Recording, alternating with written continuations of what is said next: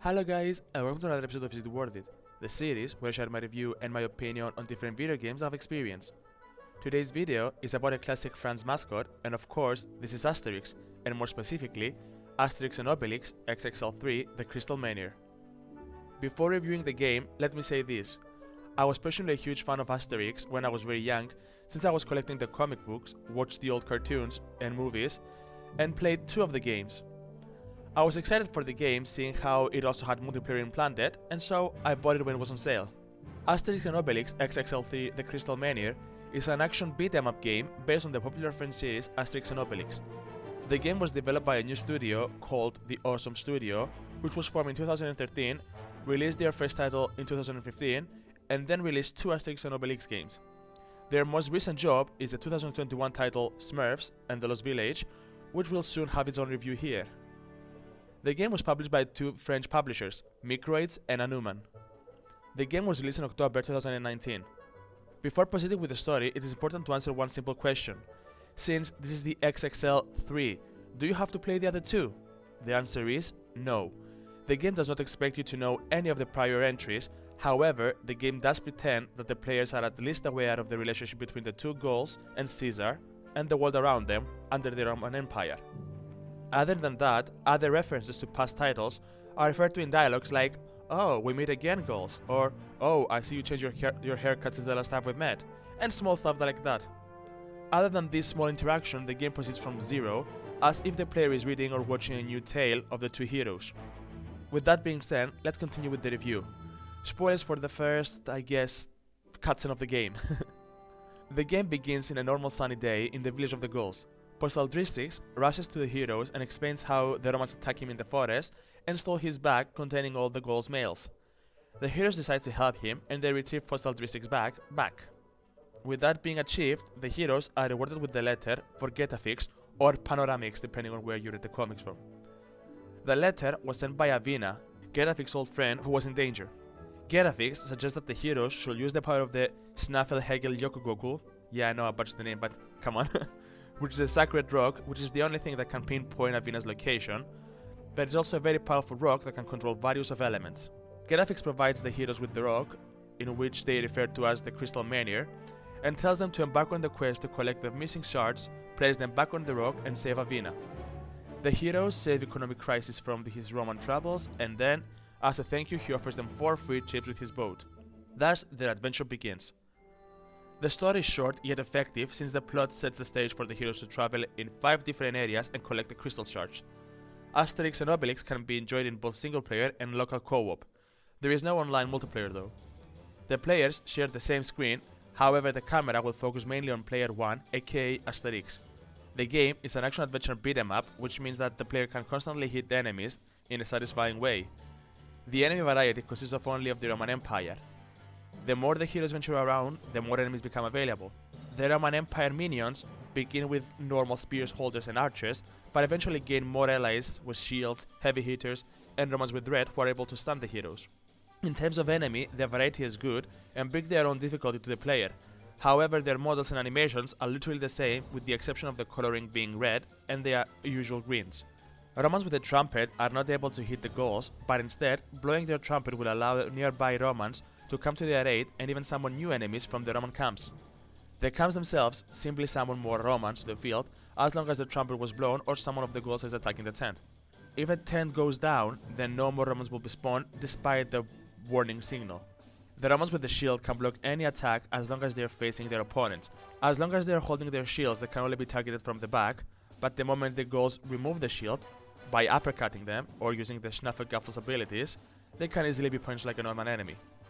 Buffed enemies attack slower in comparison to others, but they deal way more damage than what they do. The Gauls on the other hand are very powerful and can defeat the Romans with ease. In terms of abilities, the 2 heroes share the same abilities. Both of them can melee and deal the same damage with the same number of combo attacks. Both of them are equipped with 4 special abilities: uppercut, spin attack, rush, and dodge. The difference comes with their alternatives, where Asterix will drink the potion and gain power, whereas Obelix will use the Crystal Menhir and Dogmatics. Dogmatics will simply chase the Romans around, and the Crystal Menhir has 4 different elemental attacks: Stone that stuns enemies, Fire that will burn enemies, Freeze that will freeze enemies, and of course Magnet, which will draw away their shields, spears and others. In terms of upgrades, the heroes get some generic power-ups like increase of health, stamina, and a few extra hits on their normal combo. When it comes down to collectible, the game has only 3 types: golden halos, dice, and bones found by dogmatics. However, none of them add anything to the gameplay. Collecting them only rewards the player with nothing, other than some few trophies. The game does have a few side quests in each area, but most of them fall into the same category. Some would tell you to help a chicken come find its way back, others will tell you to light fire, and others will tell you to beat the romance in a specific area. Overall, Asterix Obelix XXL3 The Crystal Menhir is a mediocre game in my opinion. The story of the game is simple but effective, keeping it close to how story events are told in the comic books and in the old cartoons. The characters of Asterix and Obelix are fun and voiced in a good way. Unfortunately, the same cannot be told with any of the others, as the majority of the goals do not appear as much on screen or simply don't have enough dialogue to show their character through.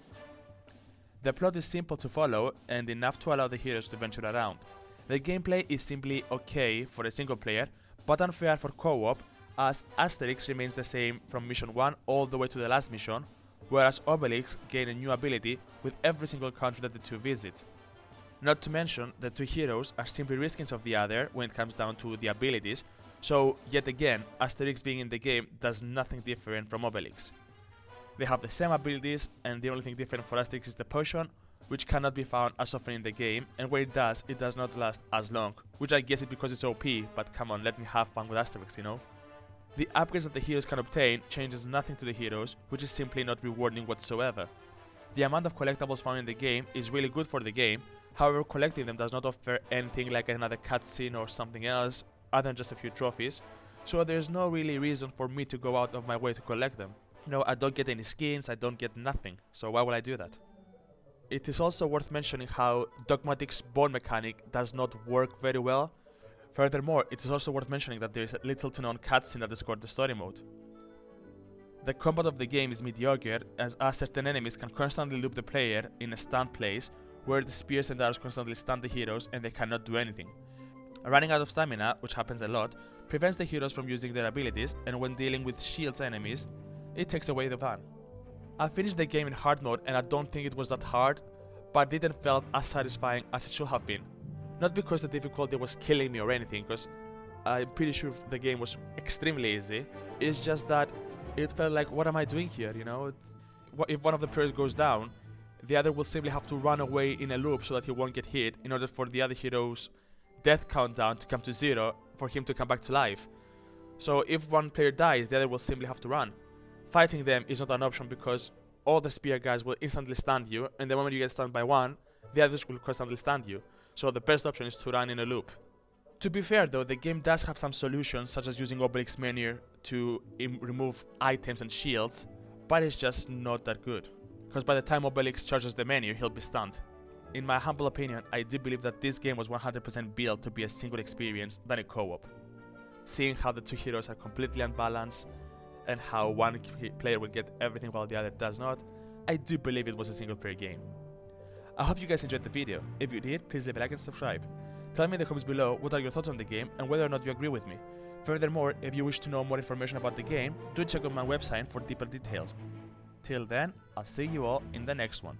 See ya!